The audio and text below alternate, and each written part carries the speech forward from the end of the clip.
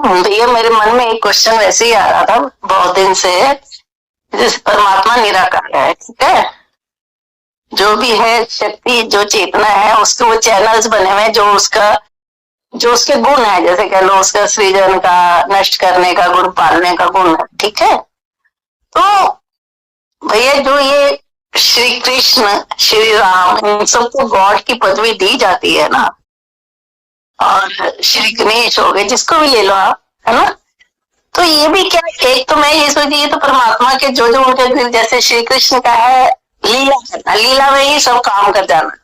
ये तो मैं सोचती हूँ ये परमात्मा का गुण ही है, उसको जैसे जस्ट लाइक सृजन और नष्ट करने वाला भी, हर काम को आप लीला लीला में ही हंसते खेलते कर जाओ, वो चीजें है। तो पर जो ये लोग अगर आए, इनको लोगों ने गॉड्स का अवतरण का एक उपाधि दी, क्या हम इसको ये माने वो जस्ट एक हमारे लिए आइडल थे? कहते हैं ना एक आइडल, हमारे मनुष्यों में से ही तो एक सामने आइडल होता है ना हमारे में, जो मतलब बहुत अच्छा होता है। तो हम क्या उनको आइडल माने भी? वो आए मनुष्य रूप में तो वो आइडल थे, लोगों ने उनको भगवान की पदवी दी है।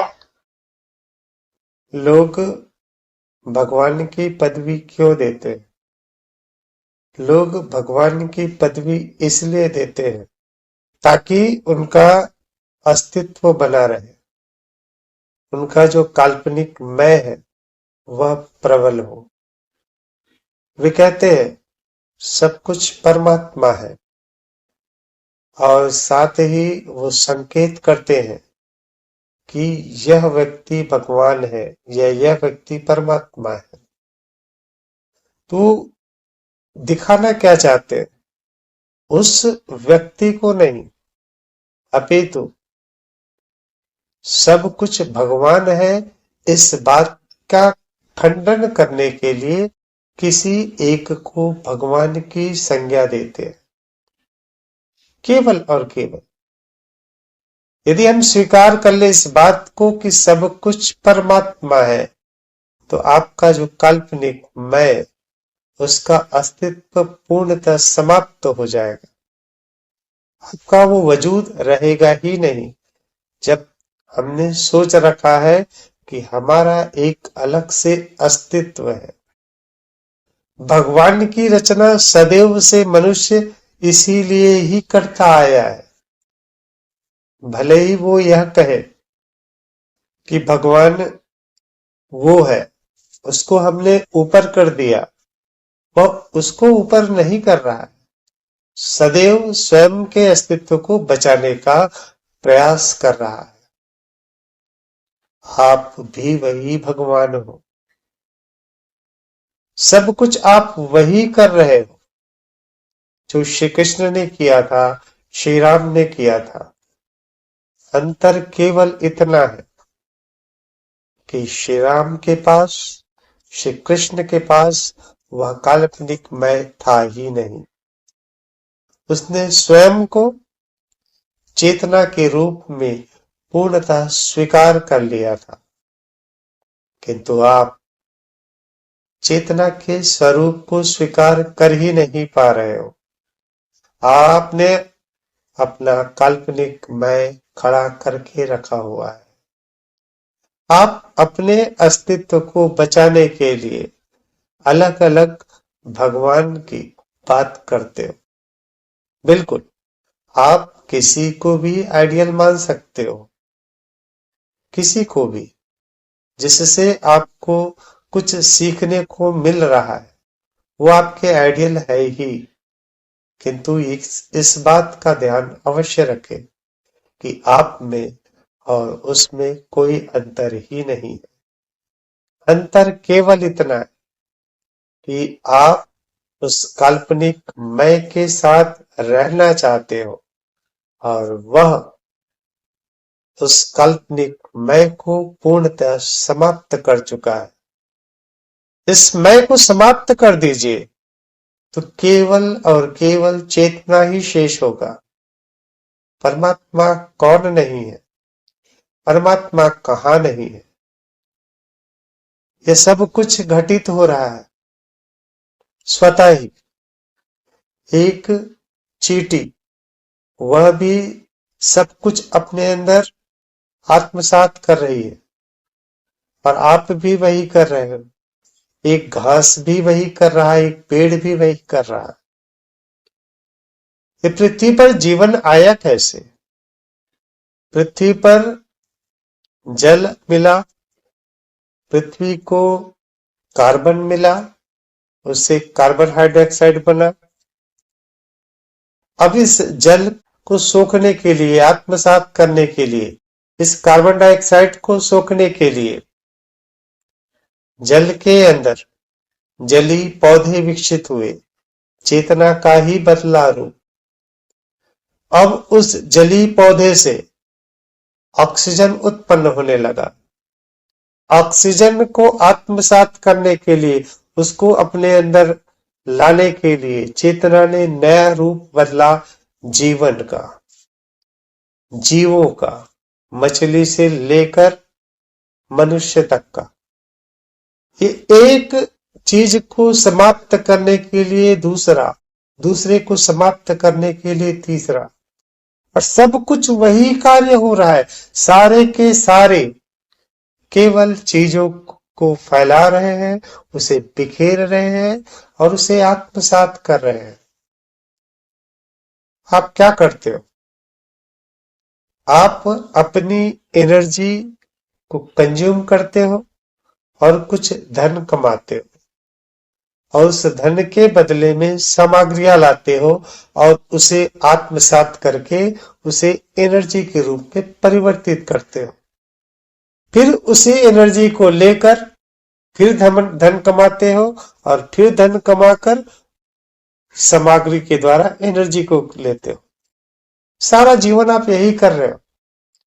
हजारों टन, कई टन आपने चावल कंज्यूम कर लिया होगा, कई टन आपने आटा कंज्यूम कर लिया होगा, दाल कंज्यूम कर लिया होगा, सब्जियां कंज्यूम कर ली होगी। ये सब कहाँ गया? आपने उसको आत्मसात कर लिया, उसे इस शून्यता की ओर बिखेर दिया। एक चींटी भी क्या कर रही है? चींटी भी वही कार्य कर रही है। छोटे छोटे टुकड़ों को लेकर अपने अंदर आत्मसात कर रही है। एक हाथी क्या कर रहा है? वो भी वही कर रहा है। एक पेड़ क्या कर रहा है? वो भी वही कार्य कर रहा है। सब कुछ। जब राम सेतु बन रहा था, लक्ष्य क्या था? इस समुद्र को पार करना। बड़े बड़े जानवर बड़े बड़े चट्टान लेके आते थे, तो छोटी छोटी गिलहरियां अपने आप को उस रेत में लुढ़का देती थी, और जो रेत के कण उसके शरीर में चिपक जाते थे, और वो जाती थी उस ब्रिज पर और अपने शरीर को झटकती थी। कुछ एक बूंद रेत के कण उसमें लग जाते थे। आप सोचोगे क्या हो रहा है उससे, लेकिन उसने भी अपना योगदान दिया। रावण को मारने में जितना श्री राम का योगदान था, उतना ही उस गिलहरी का भी था, उतना ही हर एक वानरों का भी था, उस समुद्र का भी था, उस जगह का, उस भूमि का भी था। ऐसा क्या नहीं था जो उस रावण को मारने में अपना योगदान नहीं कर रहा था? तो सब कुछ भगवान ही तो हुआ ना। अगर उसमें से एक भी घटना नहीं होती तो रावण का वध नहीं होता, एक भी घटना नहीं होती। हर एक घटना का होना अनिवार्य था, हर एक घटना का। आप रामायण में देख लीजिए, यदि माता कैकेयी दशरथ के साथ युद्ध पर न जाती और अपने उंगली को उस रथ के पहिए में न लगाती, तो क्या राजा दशरथ उनको वचन देते? तो क्या उन वचनों के पालन के लिए श्री राम को वनवास होता? उससे पहले चले राजा दशरथ गए थे दैत्यों और देव के बीच युद्ध में शामिल होने के लिए। अगर वो युद्ध ही ना होता तो क्या राजा दशरथ वहां पे जाते और जाते हुए कैकेयी को लेके जाते? उससे पहले चलिए, यदि दैत्य ही ना होते और या देव ही ना होते तो क्या दोनों के बीच में युद्ध होता? एक घटना हो रही है, उसके फलस्वरूप में दूसरी घटना हो रही है और दूसरे के फलस्वरूप तीसरी घटना हो रही है। और हम जो परिणाम है, अंतिम परिणाम, केवल उसको ही सत्य समझ लेते हैं और हमें लगता है कि उसमें कुछ खास है। लेकिन अगर हम शुरू से ही शुरू करें तो इसकी शुरुआत कभी कर ही नहीं पाएंगे। हम केवल परिणाम देखते हैं। वो गिलहरी भी भगवान है, जैसे श्री राम भगवान है। अगर हम केवल रावण को मारने को ही भगवान कहते हैं, वो भी भगवान है। कौन नहीं है? आप भी वही हो। एक चींटी भी वही है। श्री कृष्ण को हम कहते हैं लीला करी। श्री कृष्ण करे तो लीला, हम करे तो पाप। श्री कृष्ण ने चोरियां करी, दही माखन चुराए ना। यदि आप किसी के घर में चोरी करो तो क्या आपको उसको लीला कहा जाएगा? आज हम इस कारण कहते हैं क्योंकि हमें परिणाम दिखता है कि श्री कृष्ण के द्वारा ही महाभारत युद्ध में धर्म विजयी हुआ। हम केवल परिणाम देखते हैं और उनकी सारी बातें हमें सही प्रतीत होती है। और जो घटना हो रही होती है, जिस कारण हो रही होती है, उसको हम कभी देखते ही नहीं। महाभारत की शुरुआत कहां से हुई? बहुत पहले से। भीष्म के पिता से भी पहले। यदि हम कहानियों की भी बात करें तो भीष्म के पिता जब एक स्त्री के मोह में पड़ गए और उसको देखकर भीष्म प्रतिज्ञा करी और उसके परिणाम स्वरूप अयोग्य व्यक्ति लगातार राजा बनते गए और अयोग्यता बढ़ती चली गई। उसका परिणाम महाभारत के रूप में दिखा। और आज हम केवल परिणाम को देखकर किसी एक को भगवान की बात कहते हैं। और वो भगवान की बात इसलिए कहते हैं ताकि हमारा अस्तित्व बना रहे। हम स्वीकार ही नहीं कर पाते कि सब कुछ केवल और केवल भगवान है, केवल चेतना है। जबकि श्री कृष्ण ने स्पष्ट कहा गीता में कि सब कुछ मैं हूं। और जब सब कुछ मैं हूं यह बात हो ही गई तो फिर आपका अलग से अस्तित्व बचा कैसे? आपने अपने अस्तित्व को बचाने के लिए अलग अलग भगवानों की रचना करी। केवल हिंदू धर्म में नहीं, सब धर्मों में, सारे धर्मों में कुछ एक को भगवान की या पीर बाबा की या जीसस की या पादरी की संज्ञा दे दी जाती है, केवल अपने अस्तित्व को बचाए रखने के लिए। केवल और केवल उनमें और हम में केवल अंतर इतना ही है कि हमारे अंदर मैं शेष है। हमने एक अपने अस्तित्व को अलग से माना हुआ है कि मैं ये हूं। जबकि जितने भी हम आदर्श की बात करते हैं, चाहे हम श्री राम की बात करें, चाहे श्री कृष्ण की बात करें, उनके पास मैं था ही नहीं। अगर मैं होता तो वो राक्षसों का वध क्यों करते? उन्होंने उस मैं का त्याग कर लिया और संपूर्ण संसार को अपना लिया। तो संसार का जो भी दुश्मन है या जो संसार को शून्यता की तरफ जाने से रोक रहा है, उन चीजों को समाप्त करना शुरू कर दिया। लगातार पूरे 14 वर्ष उन्होंने यही कार्य किया और कुछ भी नहीं किया। जो राक्षस ऋषि मुनि को अध्यात्म से रोकते थे, उन्हें राक्षसों का वध किया। उन्हें राक्षसों से श्री राम की कोई दुश्मनी थी ही नहीं, कोई भी दुश्मनी नहीं थी। अगर वो मैं को साथ में लेके चलते तो क्या कह सकते थे कि मुझे क्या, आपको समस्या है आप जानो, मेरे साथ होगी तो मैं करूंगा। लेकिन नहीं, उन्होंने उस मैं का पूर्णतः त्याग कर दिया था। श्री कृष्ण, उनके पास तो मैं था ही नहीं। जितने भी भगवान की बात करते हैं, भगवान में मैं होता ही नहीं, क्योंकि वो स्वयं को जान चुके होते हैं कि केवल और केवल चेतना, उसके अलावा कुछ भी नहीं, सब कुछ वही है। सब कुछ आपको स्वीकार करने में बहुत संकोच होगा।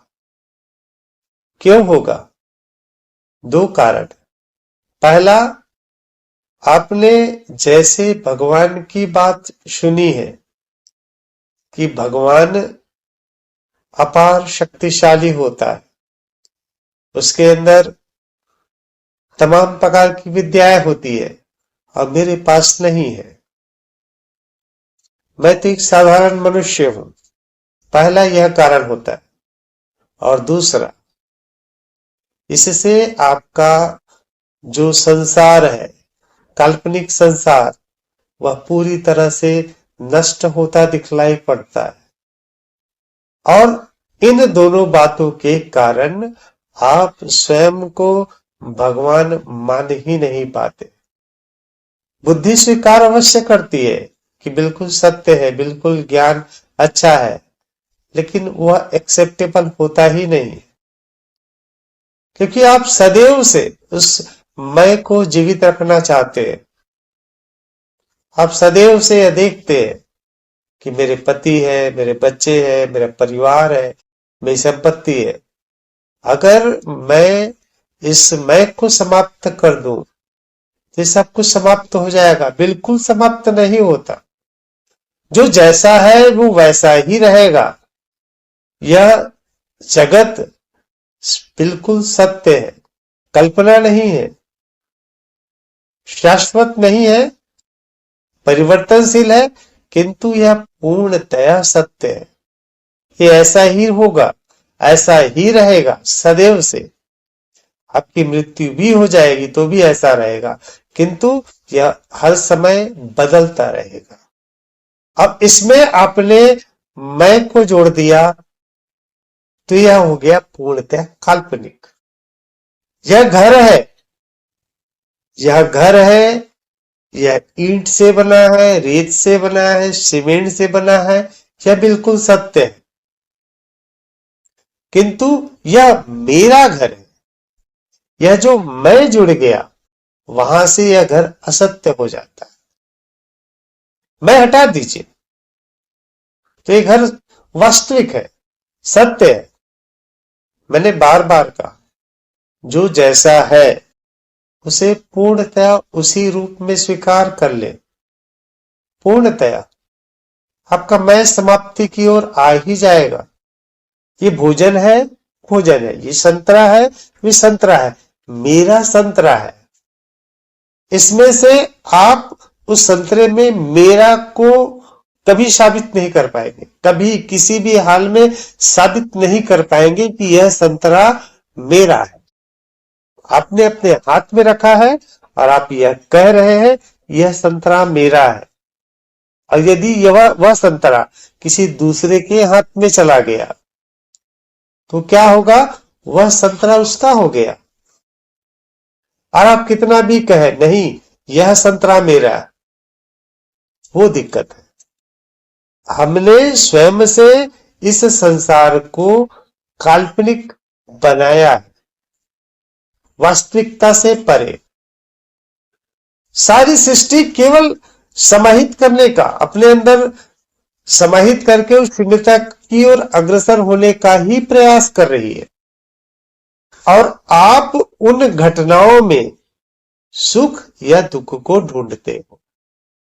आपके पास 1000 रुपया है, उस 1000 रुपये का आप करोगे क्या? आप उनसे चीजें लोगे और उसको कंज्यूम करोगे, समाहित करोगे, शून्यता की ओर अग्रसर करोगे। यही करोगे ना। आप 1000 रुपये का किराना सामान ला सकते हो, कुछ वस्तुएं ला सकते हो, ओवरऑल उसको कंज्यूम ही करोगे। एक घटना हो गई, वह 1000 रुपया किसी ने चुरा लिया, आपके पास से किसी ने चुरा लिया। अब वो रुपया 1000 जो आपके हाथ में था किसी और के हाथ में चला गया। वो क्या करेगा? वह उस 1000 रुपये का वही कार्य करेगा जो आप करने वाले थे। आप भी उस 1000 को कंज्यूम करने वाले थे और वो व्यक्ति भी उस 1000 रुपया को कंज्यूम ही करेगा, शून्यता की ओर अग्रसर ही करेगा। तो इसमें कोई परेशानी तो होनी नहीं चाहिए। लेकिन इसमें आपने क्या जोड़ दिया? मैं।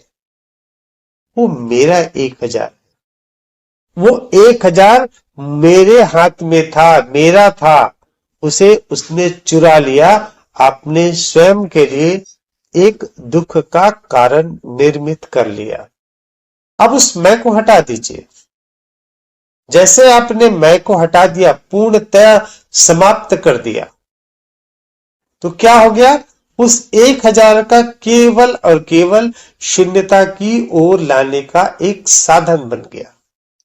वो इस शरीर के द्वारा हो रहा है तो भी आप ही कर रहे हो, उस शरीर के द्वारा हो रहा है तो भी आप ही कर रहे हो, कोई अंतर ही शेष न रहा। किंतु आपने इसको मैं जोड़ लिया, इस शरीर को मैं जोड़ लिया और उस शरीर को वो जोड़ लिया। वो अलग है और मैं अलग हूं, और साथ ही साथ यह जो भगवान है वो अलग है।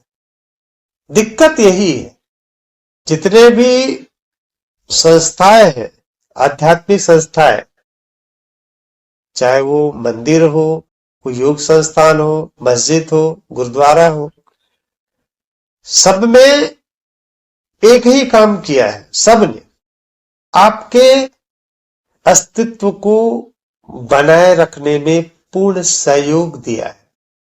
किसी ने भी आपको उस वास्तविक चेतना की ओर मोड़ने का प्रयास ही नहीं किया, किसी ने भी नहीं।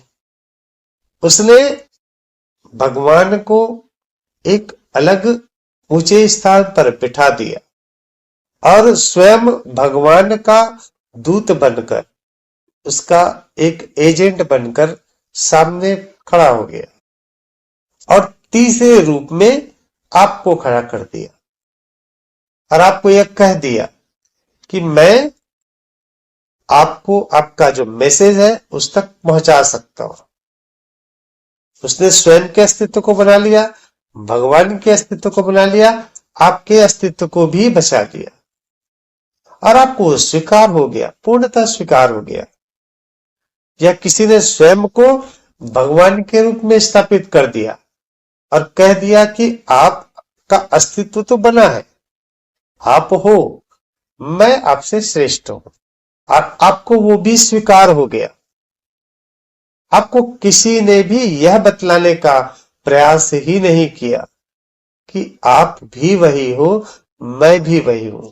ये जो काल्पनिक मैं, कल्पना से बनाया हुआ मैं है, वह पूर्णतः असत्य है, अथवा यह जो संसार दिखलाई दे रहा है यह पूर्णतः सत्य है।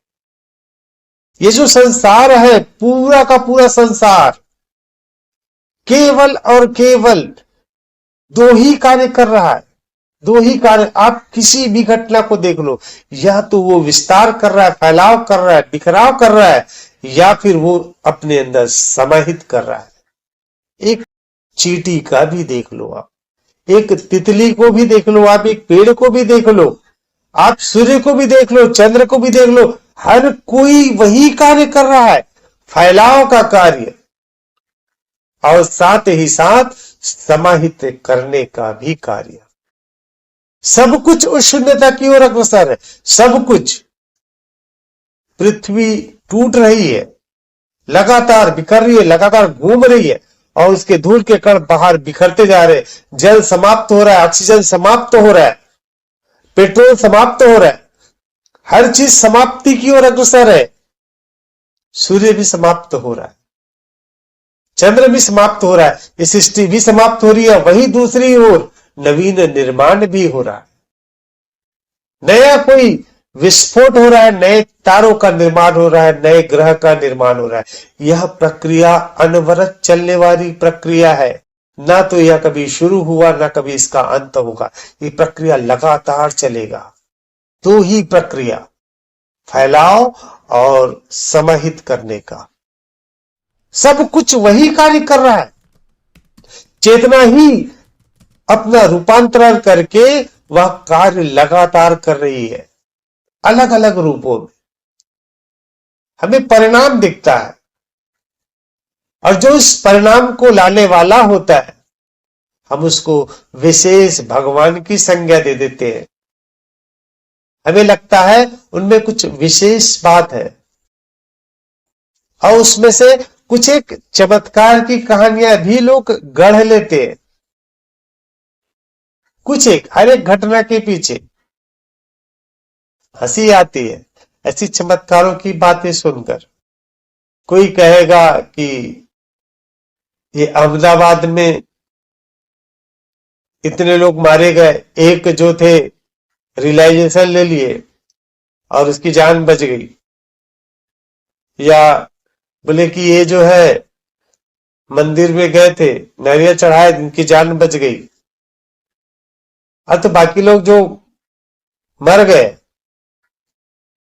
वो लोग नारियल नहीं चढ़ाए, इनकी इतनी बड़ी सजा हो गई कि उनको मार दिया जाए। केवल नारियल नहीं चढ़ाए तो यह रियलाइजेशन नहीं लिए, इसका उसको मार दिया जाए। ये भगवान करता है क्या ऐसा? जिस भगवान की बात हम करते हैं कि वो दयालु है, वो नारियल का भूखा है क्या? जैसा आप लोग फैलाते हैं चमत्कारों की बातें, न फैलाने वाले को समझ है इस बात को, न उसको पढ़ने वाले को समझ है। सारे के सारे अपने मस्तिष्क को बंद करके बैठे, सारे के सारे। सब कुछ चेतना है दीदी, सब कुछ परमात्मा है। सिवा परमात्मा के कुछ भी नहीं है।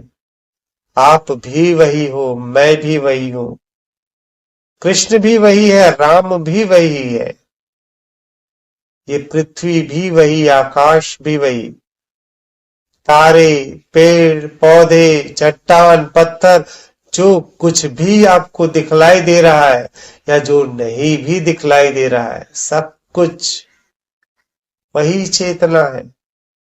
वही चेतना केवल शून्यता की ओर अग्रसर है, पूर्णतः आनंद की ओर अग्रसर है। केवल आनंद है, शांति है, प्रेम है और कुछ भी नहीं। स्वयं को पहचान लो, स्वयं को खोज लो।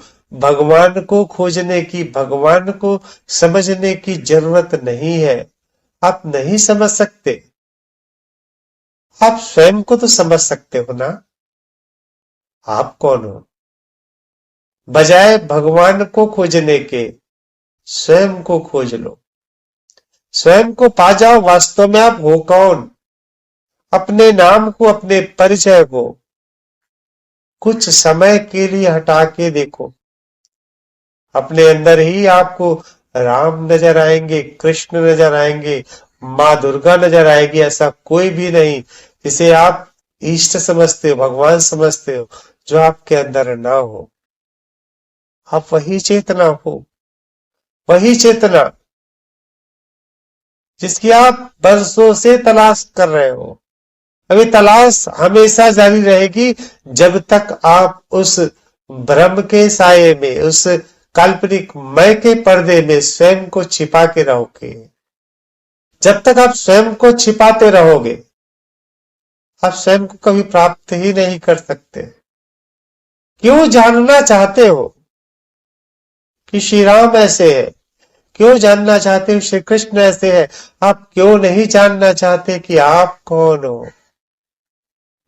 स्वयं को ढूंढो दीदी, स्वयं को पाओ। बाकी किसी बात में कुछ भी नहीं रखा है। बहुत भग लिए, बहुत नारियल फोड़ लिए, बहुत मंदिरों में माथा टेक लिए, कुछ भी ना मिला। केवल भ्रम के साए में रहे। इसने ज्ञान दिया उसको स्वीकार किए, उसने ज्ञान दिया उसको स्वीकार कर लिए। अपने आप को तो जान लो। अब अपने मंदिर, अपने अंदर के मंदिर को झांक लो, खोज लो वास्तव में आप कौन है। मैं निश्चित तौर पे बतला रहा हूं, आप वही चेतना हो जो संपूर्ण ब्रह्मांड में है। वो अद्वैत है, पूर्णतः अद्वैत है दीदी। उसके भाग नहीं है, अलग अलग टुकड़े नहीं है कि राम के लिए अलग हो जाए, कृष्ण के लिए अलग हो जाए और आपके लिए अलग हो जाए, ऐसा बिल्कुल भी नहीं है। वो पूर्णतः अद्वैत है। जहां कुछ भी नहीं है वहां भी वो मौजूद है। भ्रम हटा दो बस। बिल्कुल आप आइडियल मान सकते हैं।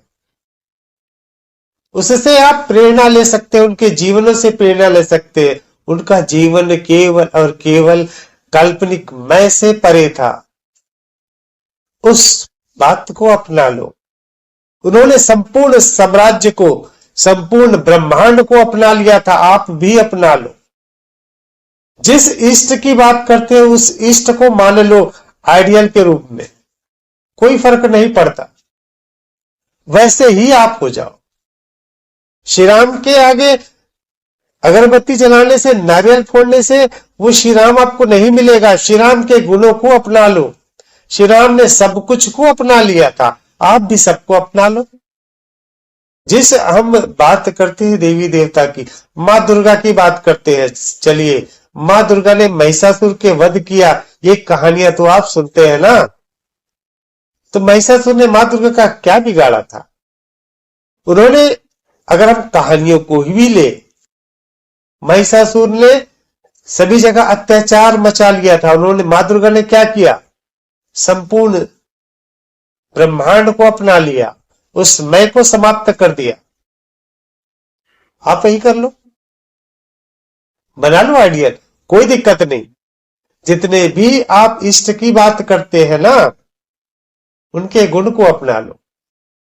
परमात्मा को आप इतना कमजोर क्यों बनाना चाहते हैं कि वो केवल एक व्यक्ति में या एक रूपों में ही समाहित हो सकता है? आपने पकड़ लिया कि विष्णु भगवान के 8 अवतार, केवल 8 तक ही उनको सीमित क्यों कर रहे हो? इस संपूर्ण ब्रह्मांड क्यों नहीं मान रहे हो? अगर आप भगवान विष्णु की ही बात करते हैं तो संपूर्ण ब्रह्मांड को भगवान विष्णु क्यों नहीं मानना चाहते? कृष्ण ने कह दिया कि सब कुछ मैं हूं, उस बात को आप क्यों नहीं मानना चाहते? परमात्मा अद्वैत है, इस बात को क्यों स्वीकार नहीं करना चाहते? श्री कृष्ण ने कहा था ना कि आत्मा को ना तो जलाया जा सकता है, ना काटा जा सकता है, ना किसी प्रकार को नष्ट किया जा सकता है। ठीक है, तो आपकी आत्मा को काट के आपके लिए अलग, उसके लिए अलग कैसे कर दिया जब वो आत्मा कट ही नहीं सकता? इसका तात्पर्य समझिए, आत्मा अद्वैत है, ये काटा ही नहीं जा सकता, अलग अलग हो ही नहीं सकता। तो भी श्री कृष्ण की आत्मा अलग और आपकी आत्मा अलग कैसे हो गई? हमने कभी गीता को समझने का प्रयास ही नहीं किया।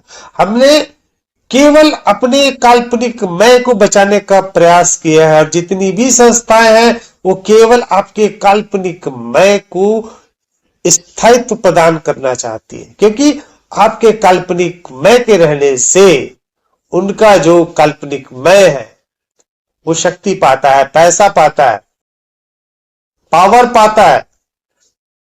इसलिए वो अपने काल्पनिक मैं को बचाने के लिए आपके काल्पनिक मैं को स्थायित्व प्रदान करता है, जो आपके लिए सुखप्रद है।